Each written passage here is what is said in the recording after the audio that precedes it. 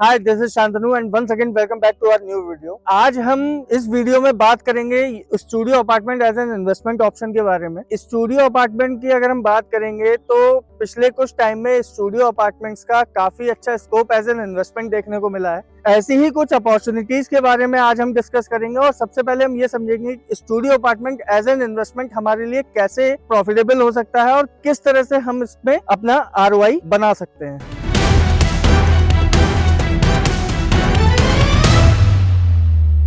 Studio apartment की अगर हम बात करें, जनरली इसमें दो कैटेगरीज में डिफाइन किया गया है, जिसमें फर्स्ट जो कैटेगरी है वो कमर्शियल स्टूडियो है। कमर्शियल स्टूडियो बेसिकली वो स्टूडियोज होते हैं जिसमें आपका दोनों तरह से आप इसको यूज कर सकते हैं। सेल्फ यूज के हिसाब से अगर आप देखेंगे उसमें भी कर सकते हैं। बाकी डेवलपर्स जनरली इसको होटल चेन्स के साथ में टाई अप कर लेते हैं। जैसे अभी एग्जांपल अगर हम ले लें तो सेक्टर 140 के अंदर सीआरसी ने अभी रिसेंट में हयात के साथ में लीज साइन करी है। इसके बाद ऑलरेडी अगर हम रनिंग में देखें तो सेक्टर 135 में एबीसी टावर्स के अंदर लेमन ट्री होटल सेंगल स्विच के नाम से ऑलरेडी आज की डेट में रनिंग है। तो बेसिकली उसमें क्या है कि आपका टेनेंट जो है वो आपका एक ही होगा, कोई होटल चेन होगी। तो उसमें आपको कहीं ना कहीं आरओआई अगर आप देखें तो लगभग 5 से 6 से 7% की भी आरओआई आपको देखने को मिल जाती है। अगेन हम बात करें जो इसकी सेकंड कैटेगरी है वो है रेजिडेंशियल स्टूडियो अपार्टमेंट। जनरली आपने अभी कुछ अपार्टमेंट मतलब कुछ सोसाइटीज़ में अगर आपने देखा होगा तो बेसिकली आपको डेवलपर्स ने क्या किया है कि रेजिडेंशियल सोसाइटी के अंदर एक पर्टिकुलर टावर इन्होंने स्टूडियो अपार्टमेंट का बनाया है, जिसमें एक सिंगल टावर स्टूडियो अपार्टमेंट में आप डिफरेंट टाइप से इसको यूज़ कर सकते हैं।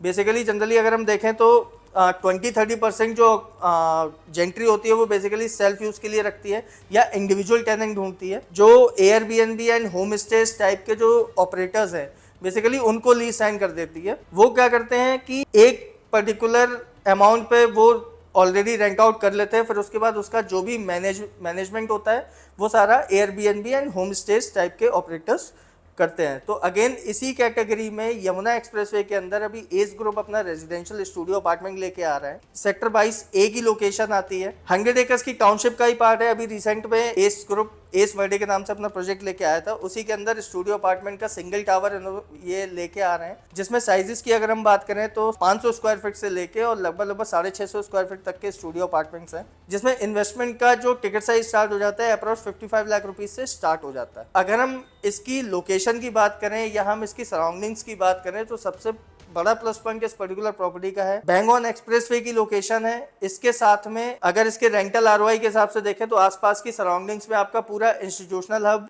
आपका आईटीएस लैंड, फिर इसके बाद में इंडस्ट्रियल हब शेप में आ रहा है। तो अगर हम बात करेंगे 2 से 3 साल बाद पोजेशन आने तक तो कहीं ना कहीं आपको रेंटल आरओआई अच्छी खासी एक देके जाएगा। सो करेंटली हमारे पास में 3 स्टूडियो अपार्टमेंट के बेसिकली ऑप्शन आ रहे हैं, जिसमें आपका अगर प्री लॉन्च स्टेज में देखें तो एस ने ऑलरेडी अपना ईओआई लेना स्टार्ट कर दिया है। 5 लाख रुपीज़ का बैंकेबल ईओआई ले रहे हैं। फिर इसके बाद में ऑप्शन आपको दूसरा मिल जाता है पूर्वांचल में, जो कि ऑलरेडी ये लॉन्च हो चुका है। उसमें अगर हम टिकट साइज़ की बात करेंगे तो लगभग 70 to 80 लाख रुपीज़ का टिकट साइज़ उसके अंदर आता है। फिर इसके बाद में 2-3 महीने बाद अगर आप देखेंगे जो आने वाले हैं उसमें एटीएस होमक्राफ्ट के स्टूडियोज़ आने वाले हैं। तो स्टूडियो अपार्टमेंट से रिलेटेड यमुना एक्सप्रेसवे पे कोई भी क्वेरी आपकी होती है आप हमें डायरेक्टली कनेक्ट कर सकते हैं। So I think that's enough for the day. See you in next vlog.